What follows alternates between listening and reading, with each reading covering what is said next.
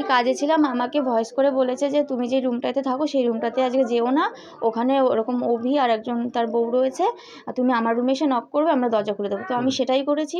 এসে ওরা ওদের মতো ওরা ছিল, আমি এই ঘরে শুয়ে পড়েছি। তো ওরা কি কাউকে বিয়ে করেছে একে অপরকে? আমাকে বলেছে, আমি কি দেখিনি বলেছে? যে ওরা কালকে রাতে বিয়ে করেছে। তারপর যে মেয়েটা নাকি মানে অনেক করে বলেছে ছেলেটা নাকি বাড়ি যেতে চাইছিল, মেয়েটা যেতে চাইছিল না, আচ্ছা, এই কথাটা বলেছে। কোনো গন্ডগোল হয়েছিল একে অপরের সাথে কোনো? গন্ডগোল না, কোনো গন্ডগোল হয়নি, শুনিনি আমি তেমন। মানে কোনো হাতাহাতি মারপিট বা এরকম কোনো কিছু হয়েছিল? না না না।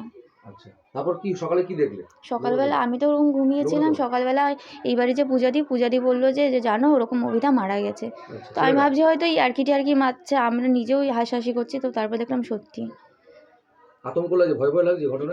একদম অনেক। কি আমরা এরকম প্লিজ জিজ্ঞেস করো, আমার ভয় করছে সত্যি। আচ্ছা, তো তোমার নাম? প্রিয়াঙ্কা কি দত্ত। জানি না, আমরা ওই আশেপাশে এই যে এই দিদি ভালো বলতে পারবে, উনি ছিলেন, ওনারা এসছে দেখতে পেয়েছে, এরকম দেখতে পেয়ে চিল্লামিল্লি হচ্ছে দেখে এসেছি আমরা এসে দেখি পড়ে রয়েছে। একজন বলছে ও মদ খাই না, আর একজন বলছে না ও রাতে মদ খেয়েছে। আমি বাস করে চিল্লামিল্লি 98 সাল থেকে কোম্পানি চালাচ্ছি, 98। ওরা বলছে তাই, আমরা তো জানি না। মেন তো এইটা, এইসব এবার আমরা এদের চিনি না। এই বউটা